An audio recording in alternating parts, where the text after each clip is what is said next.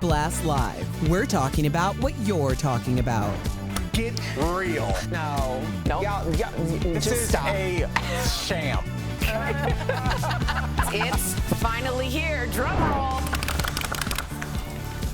Welcome to DBL. Happy Wednesday, the day before Thanksgiving, ladies. Yes. Feels like Friday. It does feel like Friday. Happy hour is happening in 30 minutes. You do that dance when you're like literally excited. Yeah, I'm so you're very literally excited. Karaoke is coming soon. Karaoke's coming. I Yes. saw your sisters in the house. Yes. You got a lot going on. I know. You got a lot of good things going on. We all do. So World Cup is starting. A lot of things in the news. Let's talk about Valerie Bertinelli, shall we?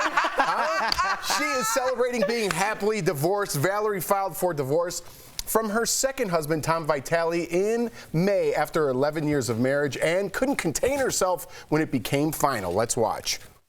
My lawyer just called. The papers are all signed. They're about to be filed. On 11/22/22, I am officially divorced. Happily divorced. God, finally. It's finally over. Oh, wow. How many views did that get? Do people really care?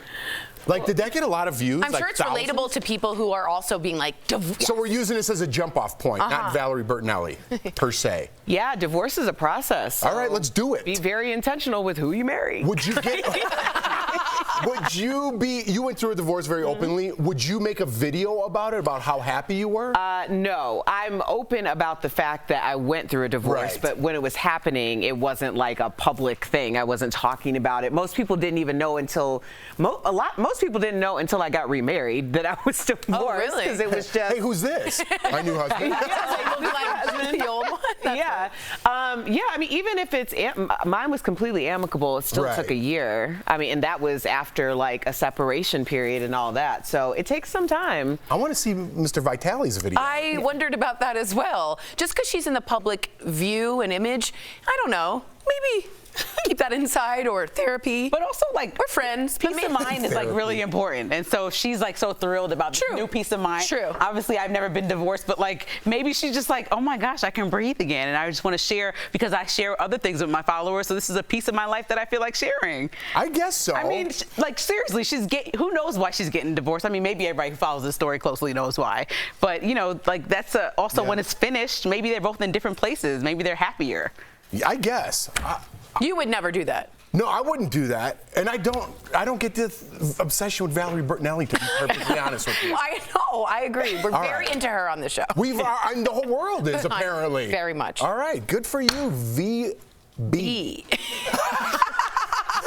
You got the letters. Could you imagine Titanic without Leonardo DiCaprio as Jack? I could not. So, director James Cameron revealed Leo was almost cut from the film. In an interview with GQ, James said he asked Leo to come in and read, right? That's very typical with Kate Winslet, but he refused, saying, quote, "Oh, I don't read." Whoa, that was young Leo, too. Dude, I'm about to say, James said that if he didn't read, he wouldn't get the part. So Leo read with Kate, but James said every ounce of his being was negative until he said action. Leo immediately turned into Jack, and he said Kate just lit up. And at that point, James said, all right, he's the guy.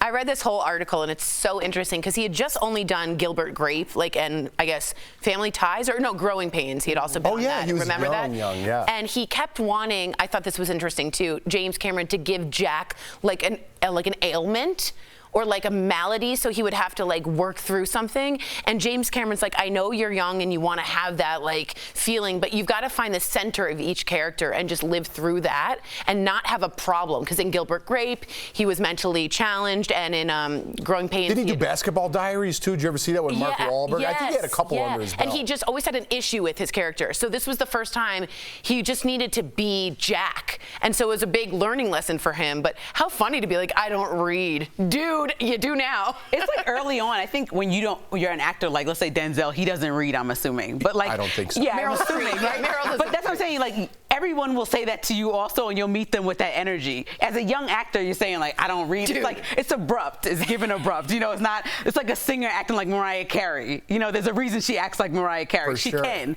So I think you just gotta like, She's earned it. pay your dues and just relax a little bit. Even though as we're on the up and up, honestly think like, oh, I made it. But as you learn and grow, Jay-Z talks about this, like his 100,000 or whatever is not the same thing as his billion, right? So now nobody asks him to read anything in his field, right? He just goes in rooms and makes things happen. Yeah, I think that was Hollywood kind of tainting Leo at that young age. Like, hey, I'm moving up the ladder. I'm not reading anymore. You know what I mean? Yeah, I love the story because it makes you think, like, have you ever gone to an audition that you were reluctant to go to and then you end up getting that part? That's the only parts I get. For real. Yes. Right. Other than this job, because I knew I was getting this job. Y'all know that story. She booked the makeup artist for 2 days for a callback. Yeah. But other than this job, any other audition that I've gone on that I've gotten, I didn't want to go. Me too. So I'm like, why are y'all I've gotten a couple when I was sick and not feeling good, and I'm like, man, this is the last thing I want to do. And I'm just like, whatever, do you guys want to buy some carpet? And they're like, you're the new carpet guy. And I was like, all right. You know what I mean? But then everyone, they're like, you're a half Italian kid from the suburbs of Chicago. And I'm like, all right, that's me. You didn't get it. I'm like, what are you talking about? What do you mean I didn't get That it? was funny. That was really funny. And also, just, you know, that was very funny. Is that sarcastic or was it really hilarious? I thought that was genuinely funny. Well done. Wow. Thanksgiving A treat. laugh would have worked, I did. I just laughed for a long time. Like, I'm tired. Pointing out, like, I like that jacket. Do you? No. Okay. All right, coming up on DBL. I do. Chef Gennard has a last-minute Thanksgiving idea for you. Yum. Plus, what's the one Thanksgiving side dish that Daniel Craig can't stand? And Valerie Bertinelli. What is she eating for Thanksgiving? We're going to talk about it. And the big winner of the Sandals vacation, don't go away. VB.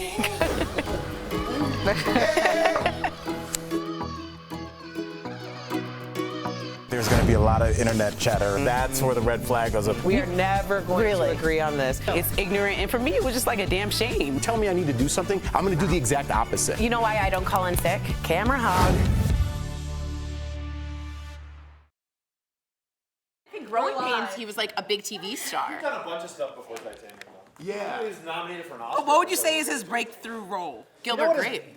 Breakthrough role was for getting other roles. It was a movie called This Boy's Life with Robert De Niro. Oh, Tobias Wolff. Okay, maybe That breakthrough movie with Robert was- De Niro. That made him. He was so good in that. Right, with, like, the with De outdoors. Niro. That really propelled him to like good actor status. Yes. But was there a movie that was like, oh, you're a superstar? Titanic. Or was He that got the movie? nominated for an Oscar for Gilbert Grape. Gilbert Grape. Valerie, So But that, I think Titanic. And once made you it. get an Oscar, you're like, did Romeo and Juliet and That was Baz Luhrmann after. Are you sure it was Yeah, after? he did that with Claire Danes. Yeah. But That was after Titanic? yeah, This Boy's Life. It was way before. Was so way now, before. now He was Leo much can younger. calmly say, I don't read. He doesn't read now. Right? Now I he can't can say imagine that. he reads now. So you think he had no merit saying that a couple 20 No, years? I don't. I think he's he's supposed to read for James Cameron, don't you? Yeah. Because either way, I think the equal success, sometimes it's like the film hinges on the actor. James Cameron is also the person who the film hinges on. Him directing it usually is success. Especially someone So like telling me you're not doing it, it's kind of like, well, we both bring the same numbers. What year was Titanic? 97? No, it was after Lobster? that. Well, it was the same year as Colin was the lobster. Yeah, he's insane. It was It's, probably but it's with 98. cornbread. is my So it's like we talked So about he what we did want Romeo to and eat for Juliet Thanksgiving. before Yeah, Titanic? I thought that. This one has lobster and He did a crab bunch of meat in it. movies He's before not making it. Titanic. He's gonna make He it was for already Christmas. a big star. He's not making I it for definitely this year thought for Thanksgiving. After. Yeah, he's smoked 2 turkeys. When is Titanic? Titanic was 98. He smoked 2 turkeys. I'm smoking a turkey too. You need to. You and Colin are the same person. That shark leg bite story. He was like, "Oh my God, turkey! When did you bring this up?" I just watched that. I'm like, "Are you Okay, well, it insane?" came out at the very end of Like 97. December.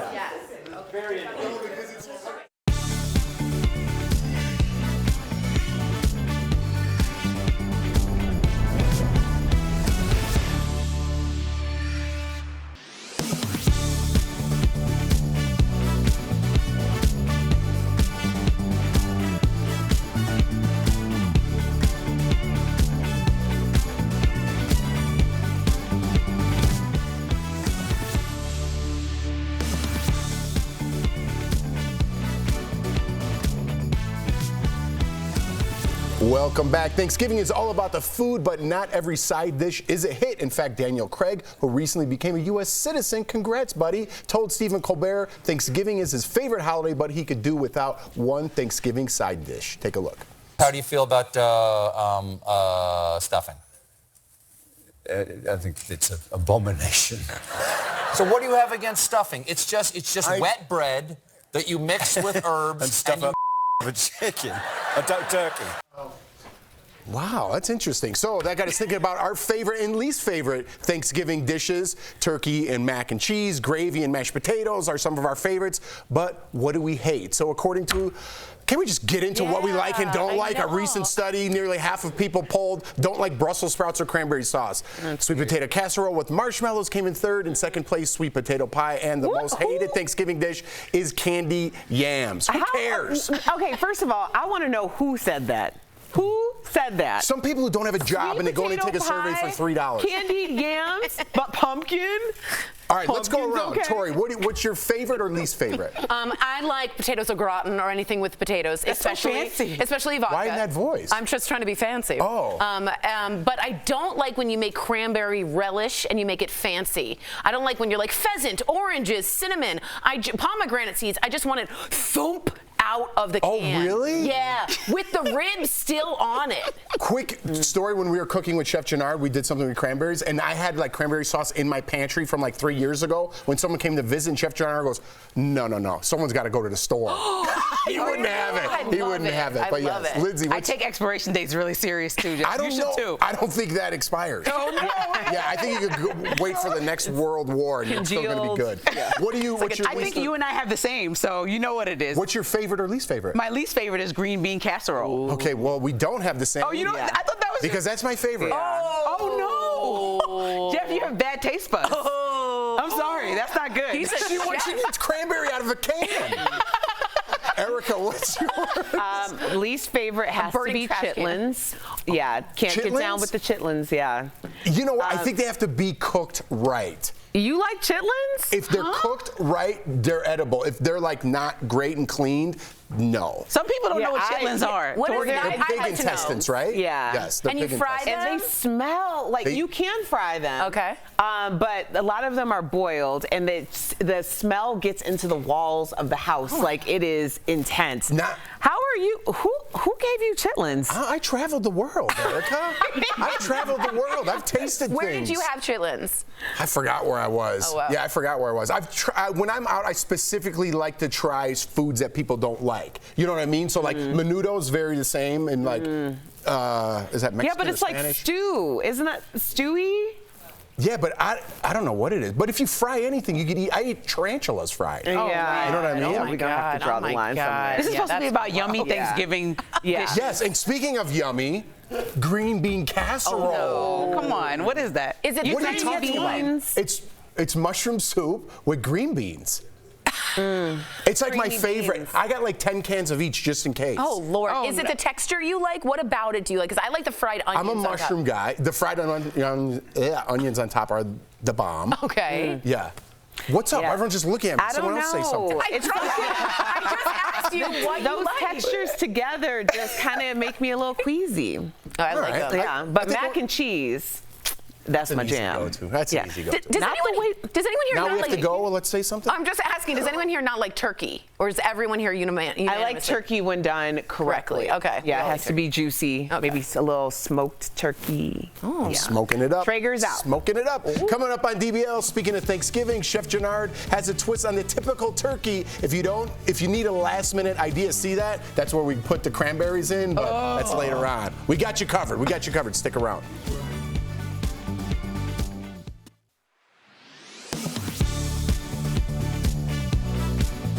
Thanksgiving was a time to come together, give thanks, and eat way too much turkey.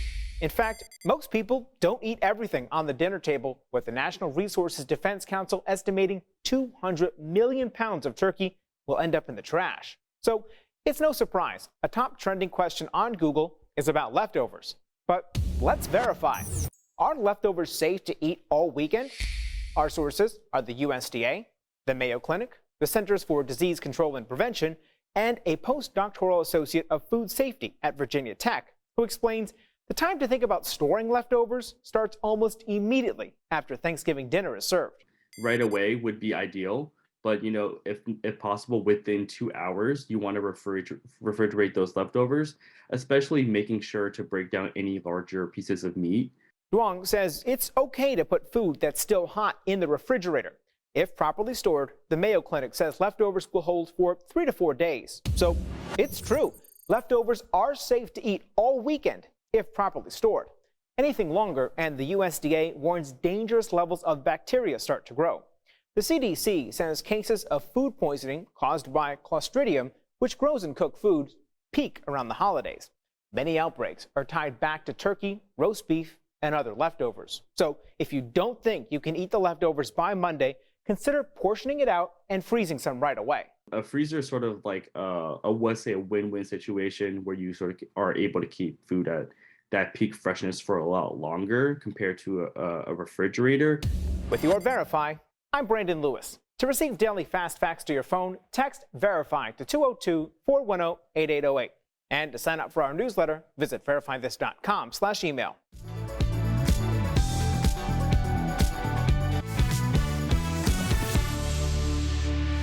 We all know turkey is the go-to Thanksgiving dish, but if you really want to up your holiday game, I have 4 words for you. Short rib pot roast. Chef Leonardo is back, and he is teaching us the perfect dish to pair with your bird. Take a look.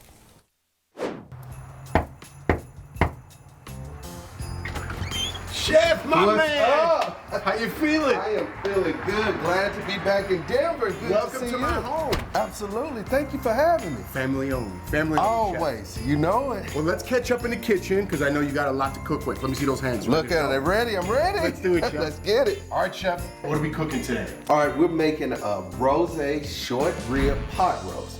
Very good, decadent for this time of year. I don't want to scare anybody at home, but we're not ditching the Thanksgiving turkey, right? No. Look, I repeat, do not ditch the turkey. Don't get rid of the bird. All you're doing is enhancing your dinner this year.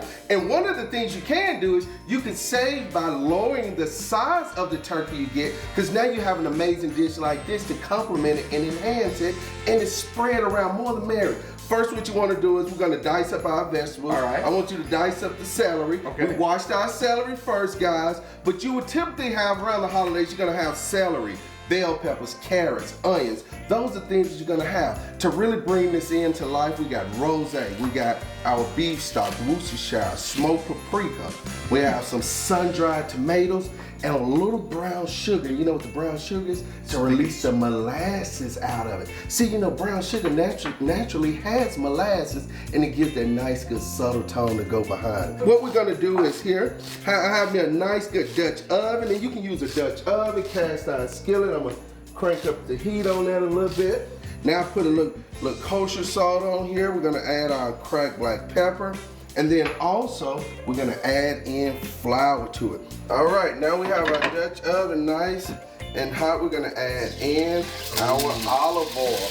And you can, and granted, as I always say, you want that action right there. That's when you know you're doing something right, Jeff. All right, that's good. That's a good sign. So what we're gonna do is we're just gonna start searing our short ribs. And normally you only wanna sear them on each side, roughly about 30 seconds, and that's just gonna lock in that outer coating. We're not trying to cook them all the way through right now.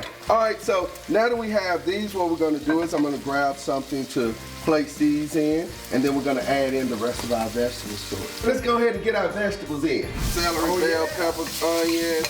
We have some fresh garlic, some fresh onions, sun-dried tomatoes, just a little bit of crushed red pepper flakes, Cajun seasoning here.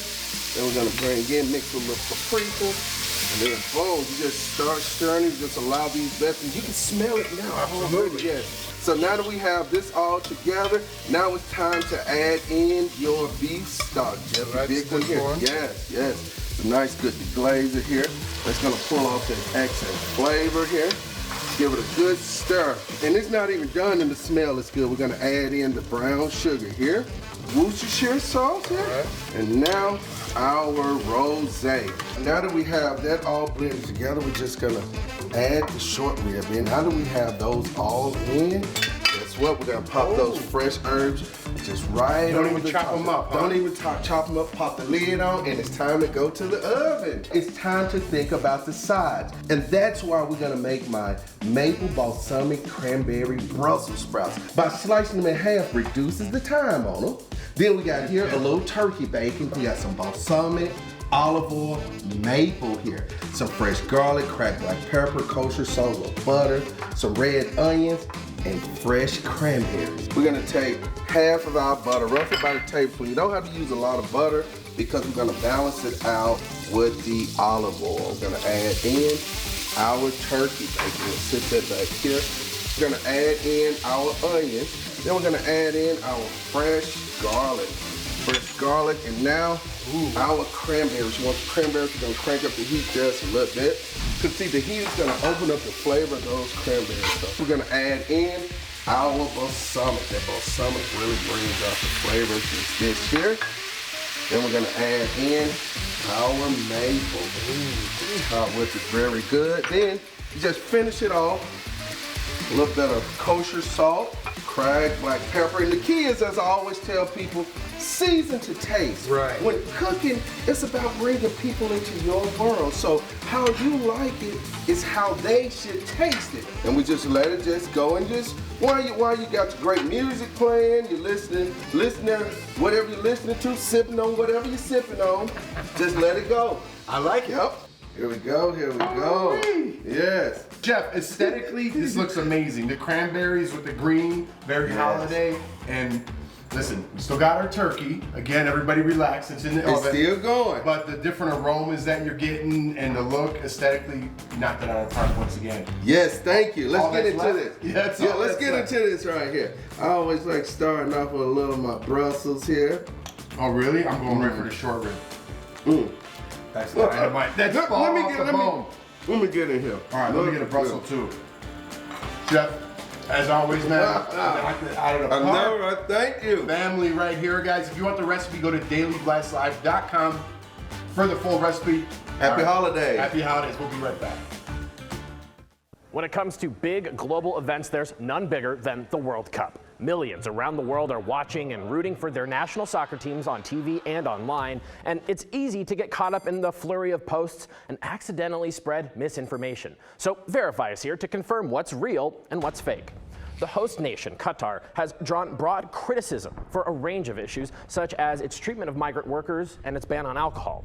That in turn has created an ongoing debate about the line between respecting Qatari customs and showing deference to an authoritarian state. That debate means any videos purporting to be displays of those customs at the World Cup or violations of the law can be used to make a political point. We've already come across several such videos, but are they even actually from the World Cup in Qatar? We used these sources to verify. By far, the most viral video we've seen claims to show an England soccer fan exposing her chest in public. One widely circulated tweet said the fan was the first woman imprisoned in Qatar during the tournament.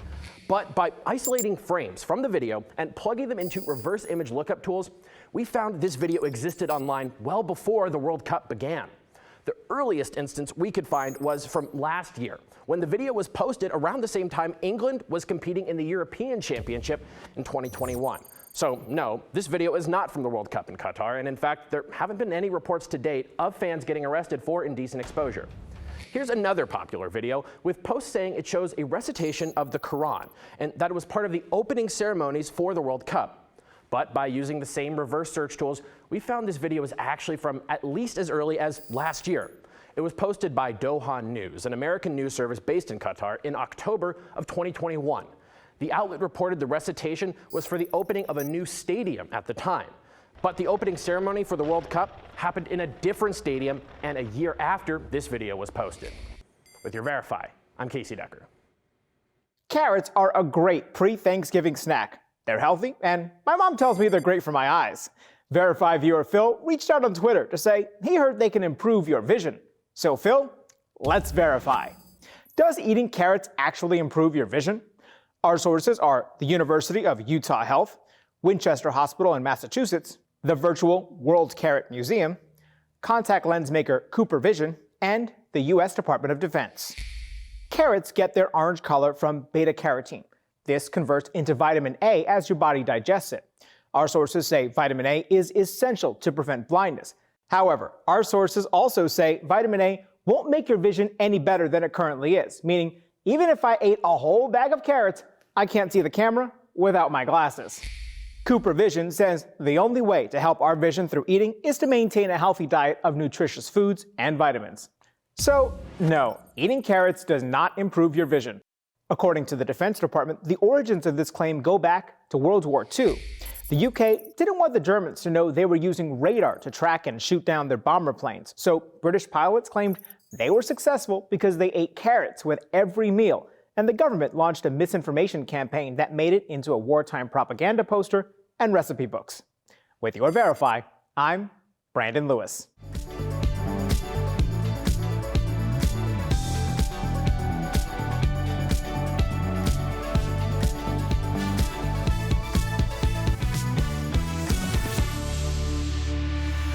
We've got some amazing products from our friends at Morning Save. Check them out. Steph, what do you have for us today? Hi, Tori, and hello, DBL Nation. We are so excited to show off the deals today. You're going to lose it because they're fabulous and just in time for the holiday season. So first up, we've got the RBX Electric Shiatsu Foot Massager. Yes. So this deal includes one foot massager that also features heat. Normally it's $139, but we've got it for $39.99. So that saves you 71%.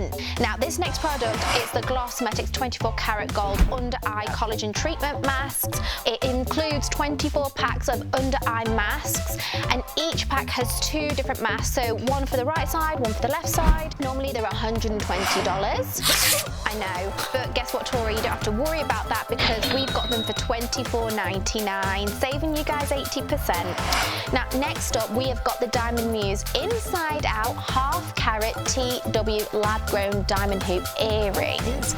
So this deal includes one pair of earrings in a really lovely little gift box, and these earrings feature diamonds lining the outside and the inside of the hoop. So normally these are $399, but we've got them for just $99.99, so that saves you 75%.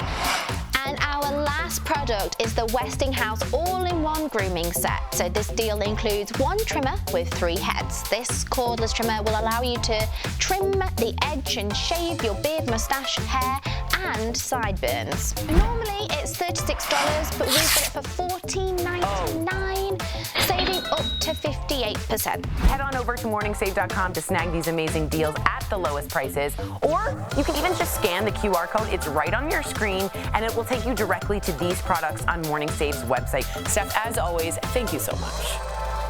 All right, we are very excited to announce our sandals trip winner. So drum roll, please. What'd you say? Please, Nicole Sargent is the lucky winner.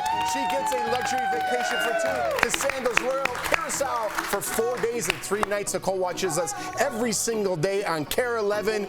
Congrats, Nicole. That's awesome. That is awesome. Send us some pics. Enjoy. Have a great Thanksgiving. Eat some green bean casserole. See you.